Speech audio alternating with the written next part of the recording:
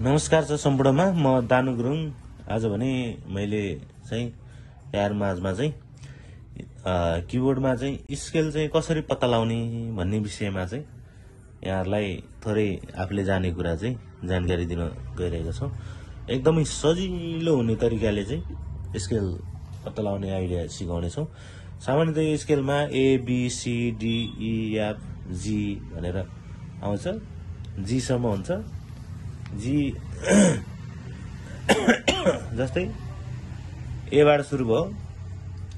हामीले ए चाहिँ कहाँ मान्न सकियो भने हैन, यो जुन तीनटा कालो छैन, तीनटा एउटा दुईटा तीनटा कालो हैन, अनि त्यसपछि एउटा दुईटा आउँछ, दुईटा कालो हुन्छ हैन। त्यो भन्दा तल्लो दुईटा कालो हुन्छ, दुईटा कालो, अनि बिचमा तीनटा कालो, फेरि माथि दुईटा कालो हुन्छ हैन।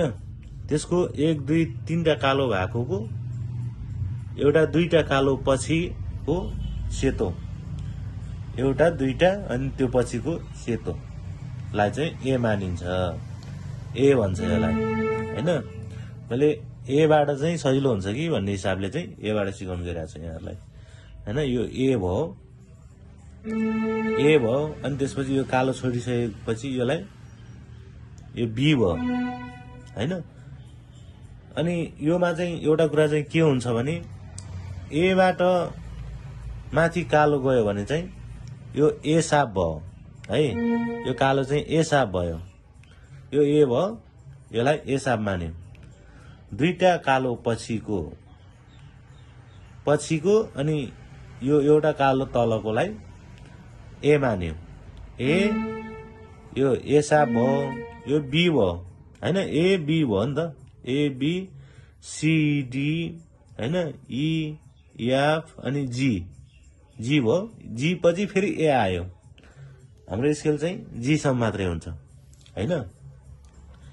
ए मैले दुईटा कालो पछिको ए मान्यो, ए भयो हैन। अनि दुईटा कालो, जस्तै तीनटा कालो भयो, तीनटा कालो भएपछि यो दुईटा कालो पछि अगाडिकोलाई ए मान्यो हैन। यो कालो पुग्नुभन्दा अगाडिकोलाई यो सेतोलाई ए मान्यो, ए यो बी भयो, यो सी, यो डी, यो ई, अनि यो एफ, अनि यो जी भयो। त्यहाँ त्यसपछि फेरि ए आयो, यो फेरि ए मान्यो कि यसलाई हैन, यसरी भयो। अनि अर्को कुरा चाहिँ कस्तो हुन्छ भने अहिले मैले योलाई ए साप भन्यो नि, त्यस्तै यो ए पछिको माथिको कालोलाई ए साप भन्यो हैन, ए साप भन्यो। यो ए भन्दा अगाडि बी भयो, ए साप भन्दा अगाडि बी भयो हैन। यो बीबाट चाहिँ तलरी गर्नु पर्यो भने चाहिँ यसलाई बी फ्लाइट भनिन्छ। यो बी फ्लाइट भयो, यो यहाँबाट बीबाट यसरी तल गयो भने, तल मान्यो भने यो बी फ्लाइट भयो। एबाट चाहिँ अगाडिलाई ए साप भयो है। यहाँ त यो पनि जस्तै अहिले हामी माथि जाँदै गर्दा यहाँ यो जी माने भयो हाम्रो हैन, जी भयो, यो ए भयो। यो ए भन्दा पछाडिकोलाई चाहिँ फेरि ए फ्लाइट भन्ने भयो। यहाँ जीबाट अगाडि चाहिँ यो त जी साप हो हैन, यसरी नै बोल्ने गर्छ। यहाँ चाहिँ नझुकिनु होला यो स्केलको बारेमा। जस्तै कसैले बी फ्लाइट भनेर भन्नुभयो भने ठ्याक्क यो ए साप हान्नु होला हैन। अनि ए साप हान्ने, जस्तै अनि के अरे जी साप भयो भने यो जी साप भयो। अनि ए फ्लाइट पनि भन्छ यसलाई हैन, ए फ्लाइट भन्यो भने यो भयो। अनि त्यसपछि यो एफ हो, एफको माथिकोलाई एफ साप भयो। अनि जी को तलपट्टिको, अनि यो जी भयो, यो जी को तल, अनि एफको माथिबाट चाहिँ एफ साप भयो। जी को तलबाट चाहिँ जी फ्लाइट भन्छ यसलाई हैन, यसरी गयो। अनि अर्को कुरा चाहिँ के छ भने हामीले साधारणतया सारेगम बनाउँदा यहाँबाट बजाइन्छ है। यो दुईटाको ठ्याक्कै तलपट्टिको यसलाई सा मानिन्छ। यसरी सा रे ग म ध नि सा यसरी मान्दै जान्छ हैन। सा नि ध प म ग रे सा यसरी आउँछ हैन। यसरी आउने क्रममा चाहिँ यसको चाहिँ कस्तो हुन्छ भने हामीले यो यहाँबाट नै स्केल चिन्ने भन्ने यहाँहरूको चाहना छ भने चाहिँ यो दुईटा कालो भन्दा तलकोलाई यो जुन हामीले सा मानेर बजाउँछौँ सामान्यतः यो चाहिँ सी भन्छ। यो स्केलको नाम सी।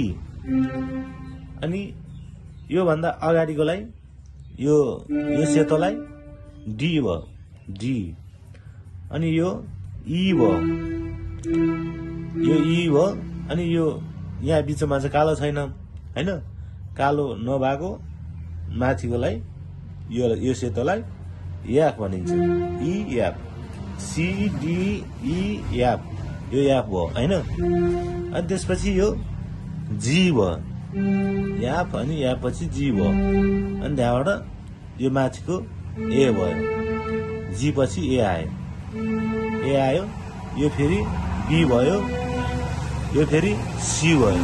हामी सीबाट चाहिँ सुरु गर्दै थियौँ हामी सारेगम सिक्नलाई अघि हैन। यहाँ यो दुईटा कालोको तलको सी थियो यो हैन, यसलाई सी मानेथ्यौँ हामी। यो दुईटा कालोको तल आएपछि फेरि सेम सी हुन्छ है।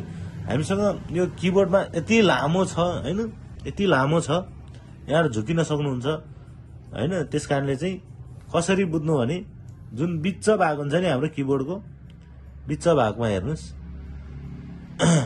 यो दुईटा कालो, तीनटा कालो अनि माथिको दुईटा कालो यसरी हुँदै जान्छ के हैन। त्यसकारणले यो दोहोरिँदै जान्छ। सुरुमा मैले यता थोरै क्यामेरालाई घुमाएँ। सुरुमा दुईटा कालोबाट सुरु भयो, अनि त्यसपछि तीनटा कालो भयो, अनि त्यसपछि दुईटा कालो भयो, अनि त्यसपछि फेरि तीनटा कालो भयो, फेरि दुईटा कालो, तीनटा कालो, दुईटा कालो, तीनटा कालो, दुईटा कालो गर्दै यसरी जान्छ हाम्रो किबोर्डमा हैन। हरेक किबोर्डमा त्यस्तै हुन्छ।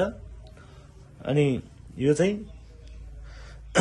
हामी दुईटा कालो भएको तलबाट बजाउँछौँ हैन। यो सप्तक भन्छ हैन, मन्त्र सप्तक अनि मध्य सप्तक अनि त्यसपछि तार सप्तक भन्दै जान्छौँ हैन। यहाँबाट तलकोलाई मध्य सप्तक, यहाँबाट माथिकोलाई के अरे मध्य सप्तक अनि त्यसपछि तार सप्तक हुँदै जान्छ है त यो चाहिँ। त्यस कारणले चाहिँ यो बिचको भागबाट बनाउँदाखेरि हामीले हैन यो दुईटा कालोको तलबाट चाहिँ हैन हामीले यहाँसम्म बजाइदिन्छ, यहाँसम्म मानिन्छ। यो तीनटा कालोको माथिसम्म यतिसम्म हुन्छ। तर हामी बजाउँदै क्रममा अब माथि पनि पुगिन्छ तल पनि पुगिन्छ हैन। त्यो चाहिँ गीत अनुसारको हुन्छ है त। आज चाहिँ मैले यहाँहरूलाई स्केल मात्रै सिकाउने कोसिस गरेँ हैन। कस्तो लागिरहेछ जस्ताको त्यस्तै कमेन्ट गर्नु होला हैन। स्केल सिक्ने बेलामा चाहिँ अब एबाट एबिसिडिइएफजी भनेर सिक्ने चाहना छ भने चाहिँ हामीले तीनटा कालो भएको ठाउँमा दुईटा कालो पछि आउने यो सेतो भागलाई ए मानेर बजाउन सक्यो।